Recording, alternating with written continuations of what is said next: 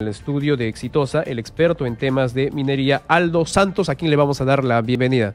Señor Santos, buenos días. Buenos días, Jack, gracias por la invitación. Y sí, efectivamente, como tú has adelantado, este es un problema serio que afrontamos como país y una realidad que compartimos con países como Bolivia, Colombia, Ecuador, Brasil, que también padecen de este problema, ¿no? 13 regiones están afectados actualmente en el país producto de la minería ilegal. Así es, principalmente las regiones del sur, como son Madre de Dios, Cusco, Puno, Ayacucho y Arequipa, donde está la mayor cantidad de mineros informales concentrados actualmente. Ajá. Ahora, yo mencionaba algunos de los problemas que trae como resultado la minería ilegal, o sea, la trata de personas, la explotación de niños que están trabajando precisamente en esto, cómo se maltrata también el ecosistema en el país. ¿Qué otro problema más le podríamos agregar como efecto de la minería ilegal?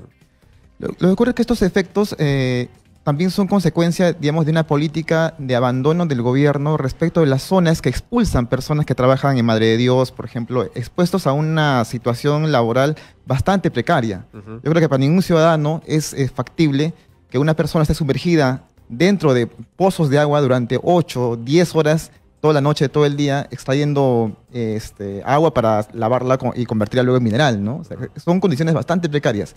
Para que una persona haga ese trabajo, tiene que haber, digamos, tenido una condición de pobreza previa, ¿no? Sobre todo en las zonas altas, que están Cusco, Puno, que son las que expulsan personas, diría yo, para dedicarse a esas actividades. Pero ahora, ¿cuánto dinero genera para las personas que están involucrados en la minería ilegal? Desde quienes manejan y quienes trabajan para quienes manejan la minería ilegal. A ver, el cálculo que ha hecho, por ejemplo, el Ministerio de Minas es de que transporta más de lo que en realidad dice producir, por ejemplo. O sea, son millones de dinero que mueve esta actividad ilícita. Incluso se habla de que habría superado al narcotráfico en la cantidad de dinero que mueve esta actividad. Entonces es una actividad muy rentable, ¿no? Pero que genera severos impactos en la salud.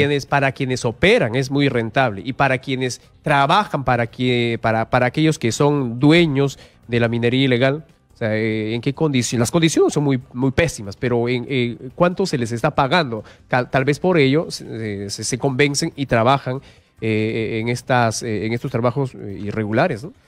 Yo diría que son realidades distintas, ¿no? Ya. Por ejemplo, en el caso de Puno tenemos un problema que es una minería, lo que ellos llaman ancestral, ¿no? Lo que ocurre es que hay un régimen laboral en el que el minero trabaja en un socavón y recibe como contraprestación un día de trabajo gratis para él. Es decir, durante 5 o 6 días trabajo íntegramente para el dueño del socavón minero y tengo 1 o 2 días para mí como contraprestación, ¿no? O sea, existe una suerte de, digamos, se quiere de ruleta rusa. Mi ganancia depende del azar, de lo que vaya a extraer o de lo que vaya a encontrar en la veta el día que me asignan a mí para trabajo dentro del socavón. En el caso de Madre de Dios, lo que se paga es también más o menos parecido. Se le paga 1 gramo, 2 gramos de oro diarios a las personas que extraen el mineral. Entonces, dependerá mucho el pago del costo en el momento del oro, ¿no?, en el mercado. Correcto. ¿Qué te parece? ¿Qué le parece la operación Mercurio 2019 que hizo el gobierno precisamente en Madre de Dios? Ahora, es importante que el gobierno, después de una inacción que hemos tenido los últimos años, haya decidido asumir nuevamente de manera frontal la lucha contra la minería ilegal. Eso nos parece sumamente importante y creo que hay que apoyar todo tipo de esfuerzo. No obstante, debo precisar que se trata, a mi juicio, de un esquema parecido al que se aplicó en el gobierno anterior, ¿no? Que es llegar al lugar, hacer la interdicción, rescatar personas que fueron víctimas de trata, combatir ciertos delitos, pero no. Si bien se ha anunciado que se va a garantizar la presencia permanente de este personal en la zona, no sé cómo va a ocurrir, porque no hay una base militar en la zona, no existe si va a ser, no nos han explicado si van a ser operativos diarios, cuál va a ser la mecánica, ¿no? Pero con la minería lo que ocurre es como en el narcotráfico, ¿no? Tú atacas en un lugar y las personas van a migrar a otros sitios, ese es el gran temor.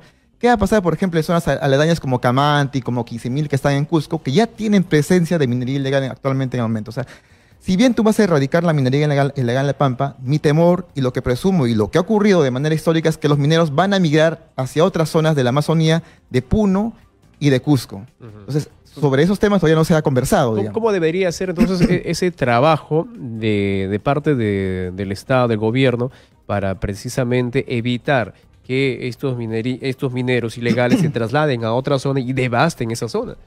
Un elemento importante me parece que es identificar, ya tenemos creo ya identificado de dónde vienen estas personas vinculadas a esta actividad. Empezar a invertir en los lugares de origen de estas personas. Educación, salud, fuentes de trabajo, para que estos lugares no expulsen más personas que están vinculadas a esta actividad. Entonces, destinar también un fondo importante que ya se ha anunciado también para actividades productivas, ¿no? De conversión laboral, para que las personas puedan dedicarse a otro tipo de actividades. En Madre de Dios existe un potencial importante de actividades de turismo, de transformación de castaña, de copazú, que podrían fortalecerse y creo que podría generarse una industria local que permita que esas personas puedan tener un empleo adecuado y no estar vinculados a esta actividad ilícita, ¿no? Ahora, sobre este operativo que se hizo allá en La Pampa, en Madre de Dios, bueno, el problema va a ser de la gente que se dedica a esta actividad, la gente que por necesidad está metido en esto, gente que trabaja, que vive de estos, y ahora, ¿qué oportunidades va a tener precisamente para hacerle frente a esta situación cuando se le quita el medio de ingreso, ¿no? Que no es lo correcto, pero están en ello, sumergidos en ello. Entonces se le tiene que dar una alternativa, o sea, en eso también se tiene que trabajar. Por supuesto, y eso es un trabajo de mediano y largo plazo, me parece, ¿no? Por ejemplo, solamente para volver al tema de trata de personas, ¿no? No nos han explicado, por ejemplo, si bien se ha hablado, se ha anunciado que se han identificado 37 personas víctimas de trata de personas, que las han rescatado, no nos han señalado qué ha ocurrido, por ejemplo, con las personas que han sido rescatadas en los operativos anteriores. Porque recordarás que ya hubo personas rescatadas víctimas de trata en la zona. Hasta donde tengo entendido, los albergues del Centro de Emergencia Mujer y otros no estaban funcionando de manera adecuada. Porque se había construido el albergue temporal, en un lugar que no tenía saneamiento físico legal. Entonces, son problemas que tendrían que irse resolviendo, que no nos han explicado claramente cómo va a funcionar eso. Claro, tenemos las cifras, se anuncia el rescate, pero no se anuncia qué ocurre después con estas personas, ¿no? Si vuelven a la actividad o son abandonadas, digamos, posteriormente. Pero ahora, un trabajo importante, o sea, más allá de hacer estos operativos, o sea, de desarticular, de desequipar todo, las zonas que han sido, hasta donde han llegado las autoridades, sería dar con la cabeza, ¿no? Con los responsables, quienes mueven, quienes generan la minería ilegal. Es decir, identificar a quienes están detrás de la minería ilegal y empezar a acabar con la cabeza. Y yo creo que con eso ya estaríamos haciendo un gran trabajo en cuanto a la lucha contra la minería ilegal. Ahora, donde ha habido fibras de oro en muchos países, digamos, esto se ha terminado de dos formas, ¿no? Una es hacer que la actividad sea lo menos rentable posible, y lo segundo, hacer que el oro se termine. Lo segundo, evidentemente, no va a pasar pronto. En el Perú, por lo menos, aparentemente tenemos una abundancia de oro más bien. Y cada vez hay más personas que se dedican a la actividad. Y van a estar ahí sumergidos en la tentación. Y lo que el gobierno ha intentado desde el año 2012, me parece de manera acertada, es generar un marco normativo que permita justamente, ya no solamente castigar al pequeño minero extractor de oro, sino también hacer ilegal toda la cadena. La extracción, el procesamiento y la comercialización. Y hemos tenido años pasados, por ejemplo, muchos empresarios o pseudoempresarios detenidos, ¿no? Porque estaban exportando oro de manera ilegal, lingotes de oro, ¿no? Y la SUNAT, recordarás, hizo grandes operativos en aduanas y todo ello. Peter Ferrari, recuerda este nombre, que está una de las personas vinculadas a este tipo de actividad, ¿no? Eso es un avance importante. Ya tenemos un marco normativo que ha permitido de algún modo diferenciar qué es la minería ilegal de lo que es la minería informal. Y han comenzado a caer también algunos peces gordos, digamos, de la minería ilegal.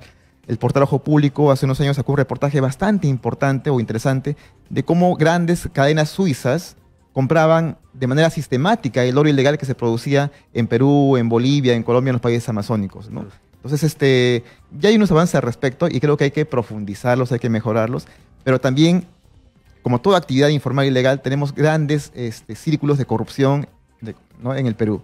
Un expresidente del Poder Judicial de Madre de Dios vinculado a la minería ilegal, el exdirector de Regional de Energía y Minas de Madre de Dios, en este momento prófugo porque se le descubrió que cobraba coimas a los mineros informales.